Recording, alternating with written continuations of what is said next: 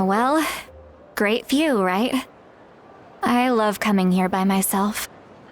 Wow, it's beautiful! You're making me want to cry. Oh no, what do we do? Please don't cry! I was an expression, okay? A figure of speech. I'm just... embarrassed. Here you are thanking me, even after you helped me all this time. Let's just have a casual conversation. It's easiest that way. Really? You don't seem like the kind of person who keeps things casual. Well, I guess I used to be more of a stickler for the rules. And you're right, I don't usually open up to the people of my tribe like this. I'm just an eccentric old hag to them. That story's been passed down so long, it might as well be true. But you're just a regular person. The kids of my tribe would have a heart attack if they heard you say that. Granny Eastley is a powerful figure. Be careful around her. That's what they'd say. Well, you are powerful. Are they afraid of you? Some are. Others are mad I always come out on top. A few decades like that, and people stop knowing how to deal with you. What about you? Are you scared of me? We don't find you scary at all. That's because you're not from my tribe. You don't know how many delusions of grandeur I've destroyed just by existing. I make people realize that no matter how hard they work, they'll never become a living legend like me. Oh, not to brag or anything. Maybe it's hard to believe. Just pretend I never said anything.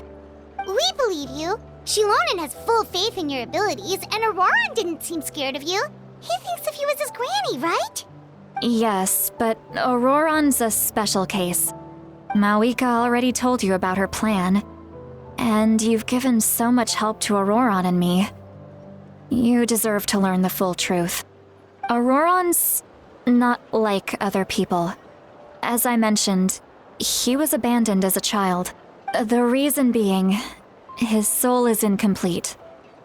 The Masters of the Nightwind view this as a bad omen, capable of bringing about illness and misfortune. No one knows who his parents were. He was just left on a rock in the wilderness. It's a miracle he wasn't devoured by some wild beast.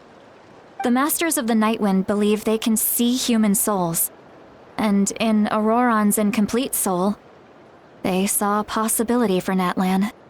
A possibility to turn Auroran into a vessel for lost souls. The ceremony would allow lost souls to gather within him. Auroran would then be sent to the Night Kingdom to return the souls to their rightful place, strengthening the ley lines and completing the ceremony. Wait, that doesn't sound right.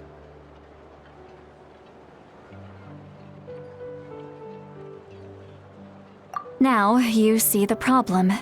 When damage occurs to the Night Kingdom, the souls held within disperse and remain adrift, unable to find a way back to the ley lines. This loss of souls damages the Night Kingdom even further.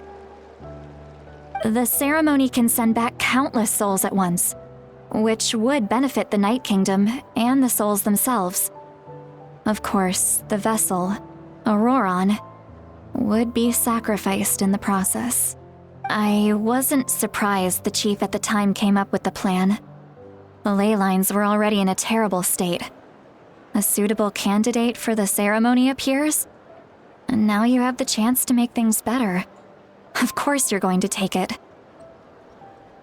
When the chief asked for my opinion, I didn't give my approval, but I didn't object either. So they went ahead with the ceremony. It failed, and Auroron escaped with his life. Pathetic, isn't it? By not objecting, I basically gave them the go-ahead. Maybe they didn't have my explicit approval, but it's not like I did the right thing. If the ceremony was successful, Auroron would probably be dead. Of course, in my tribe, death is rarely something to fear. But what kind of message would we be sending by sentencing a newborn to death? By using a human life as a tool? It's not right. So, when I learned the ceremony had failed, I was ashamed by my inaction, and absolutely relieved by the result. The plan was never a secret. Or, I guess I should say, there was no point to keeping it a secret. A simple investigation from Auroron would reveal everything. Everyone thought he would be happy he survived, and he never really said anything to the contrary. But just as I was about to put all of it behind me, he asks this question. Would Natlan have been saved if the ceremony succeeded? Wait, but it's not his fault. He knows that, but he still feels guilty. Auroron has a strong ability to perceive souls, more than any of us. He understands just how dire the situation with ley lines has become. Maybe he chose to work with the Fatui because he still thinks he owes a debt to Natlan. I can only imagine what they told him.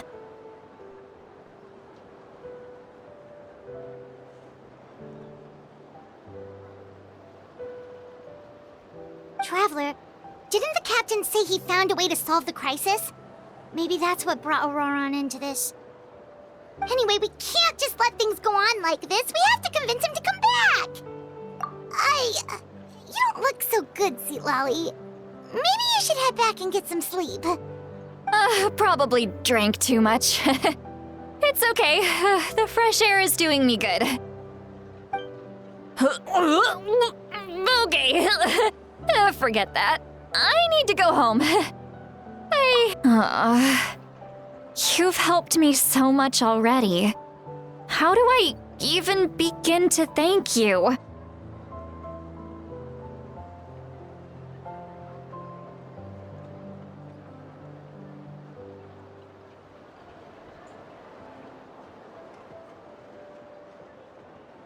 Hey, we're friends, aren't we?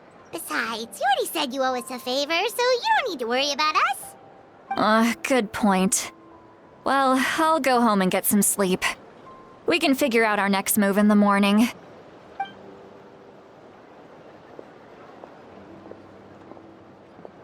Friends. I like the sound of that.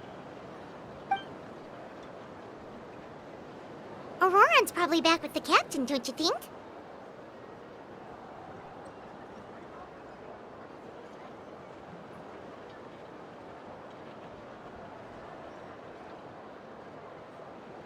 You mean about the backup plan?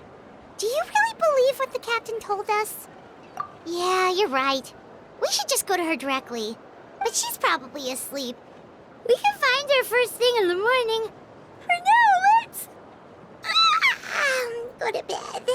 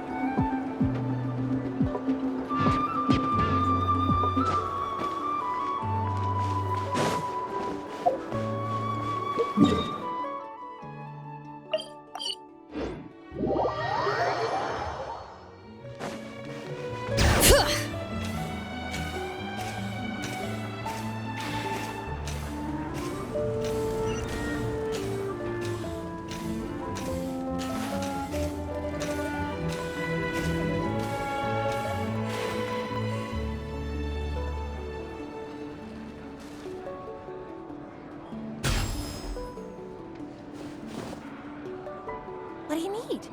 What do you need? Give up. Hesitating. Go for it.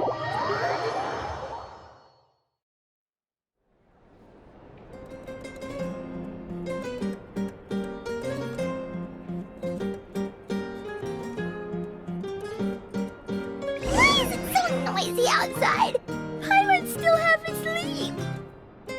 Well, guess we should see what's going on.